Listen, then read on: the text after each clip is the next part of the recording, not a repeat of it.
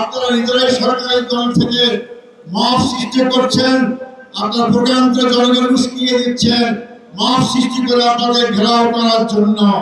একটা কেন মানেন নাই, মানতে বাধ্য হয়েছেন জনগণ আন্দোলনের মুখে, কিন্তু আপনাদের জন্য সুযোগ করা হয় নাই, আপনারা ক্ষমতা আসতে পারেন নাই। জনগণকে দাবি আদায়ের জন্য রাজপথে নামতে হয়েছে।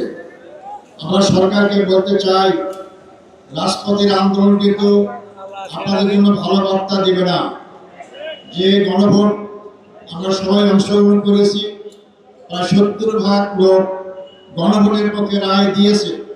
সেই গণভোট আপনারা ক্ষমতায় গেলে বাস্তবায়ন করবেন, সুবিধাও জনগণকে দিয়েছিলেন। আজকে ক্ষমতা আসার পর আওয়ামী ফ্যাসিস্টের মতো আপনারা ফ্যাসিস্ট হওয়ার জন্য চেষ্টা করছেন। আওয়ামী ফ্যাসিস্টকে বাংলাদেশের জনগণ 16 বছর আন্দোলন করে তাড়িয়ে দিয়েছে। আপনারা আজকে জাতীয়তাবাদী ফ্যাসিস্ট সরকার, আপনাদের মনে করেন জনগণকে আন্দোলন দমাবেন আপনাদের পেটুয়া বাহিনী দিয়ে, তাহলে আপনারা বোকার স্বর্গে বাস করছেন। সেখানে ভাই বন্ধুগণ, আপনারা এখন গণভোটের ব্যাপারে সংবিধানের দোহাই দেন। আজকে কোন সংবিধানের বলে আপনারা ক্ষমতায় আছেন? কোন সংবিধানের বলে আপনারা এমপি হয়েছে, মন্ত্রী হয়েছে? কোন সংবিধানের বলে আপনারা প্রধানমন্ত্রী হয়েছে? একটা আইন মানবেন আর একটা আইন মানবেন না। যেটা আপনাদের পক্ষে যায় সেই আইনটা মানবেন, যেটা আপনাদের বিরুদ্ধে যায় সেটা মানবেন না। এইটা জনগণ মেনে নেবে না। আপনারা আন্দোলন দেখেছেন, আপনারা আন্দোলন ছিলেন, আমরাও ছিলাম। জনগণকে বাধ্য করবেন না। আপনারা যখন এক সময় ক্ষমতায় ছিলেন, জনগণের দাবি ছিল কেয়ারটেকার সরকার। আপনারা নানান কথা বলেছিলেন, আমি সেই দিকে যাইতে চাই না।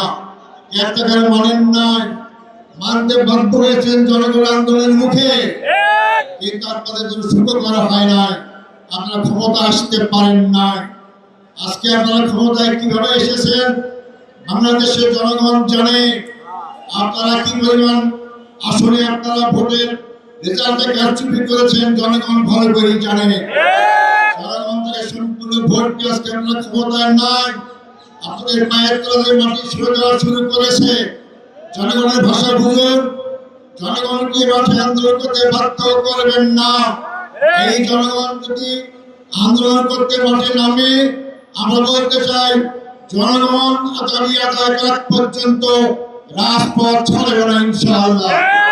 সংগ্রামী ভাই বন্ধুগণ, আজকে আপনারা সুযোগ থাকতে অবিলম্বে আপনারা গণভোটের রায় মেনে নিয়ে বাস্তবায়ন করা শুরু করুন, আমরা আমাদেরকে সহযোগিতা করব। সংগ্রামী ভাই বন্ধুগণ, আপনাদের বলতে চাই দেশের অবস্থা সবাই নেতৃবৃন্দ বলেছেন, জ্বালানি সংকট। আমরা সংসদে কথা বলি জ্বালানির ব্যাপারে, জ্বালানি মন্ত্রী বলেন জ্বালানি কোনো সংকট নাই। জ্বালানি সংকট যদি না থাকে, স্কুলের কর্মঘণ্টা কমাইলেন কেন? সরকারি কর্মঘণ্টা কমাইলেন কেন? তাহলে আজকে শত শত হাজার হাজার লোক লাইন ধরে তেল নেওয়ার চেষ্টা করে কেন? এই জ্বালানি সংকট দেখতে পারেন না আপনারা? হ্যাঁ, আপনারা দেখতে পারবেন। যখন জনগণের উদ্দেশ্যে পড়বেন তখন সবই ঠিক পাবে ইনশাআল্লাহ। সংগ্রামী ভাই বন্ধুগণ, আপনারা আজকে ক্ষমতার 2 মাস হতেই আবার চাঁদাবাজি শুরু করেছেন। চাঁদাবাজি এই দেশের জনগণ অতিষ্ঠ হয়ে গিয়েছে। আপনারা নিজেরাই সরকারি দল থেকে মব সৃষ্টি করছেন, আপনার প্রোগ্রামকে জনগণ উস্কিয়ে দিচ্ছেন, মব সৃষ্টি করে আপনাদের ঘেরাও করার জন্য। এই কালচার বন্ধ করুন। এই কালচার বন্ধ না করলে, জনগণ সেই কালচার অভ্যস্ত হলে দেশে কোনো শান্তি আসবে না, আপনারাও শান্তি থাকতে পারবেন না।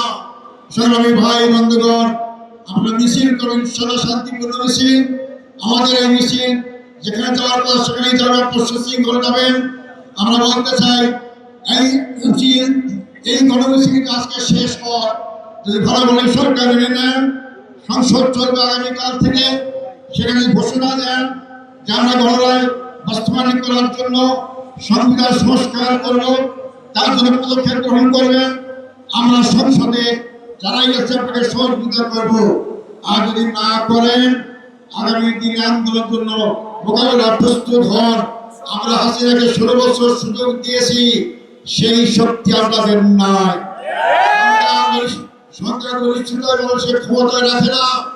আপনাদের সে আরো বেশি আসন পেয়েছিল বলি ভুয়া নির্বাচন করে, রাতে নির্বাচন করে সেই সংখ্যাগরিষ্ঠতা আমাদেরকে রক্ষা করতে পারে না। সুরক্ষায় প্রায় দেশ থেকে পালাতে বাধ্য হয়েছে। আর আপনারা যখন নির্বাচিত হয়ে ক্ষমতা আছেন, এই সংখ্যাগরিষ্ঠের ভয় দেখাবেন না। সংখ্যাগরিষ্ঠের মাধ্যমে জনগণের রায়কে বিভক্ত করেন, যে জনগণের আসামির কাঠগড়ায় চালাতে বাধ্য হবেন ইনশাআল্লাহ।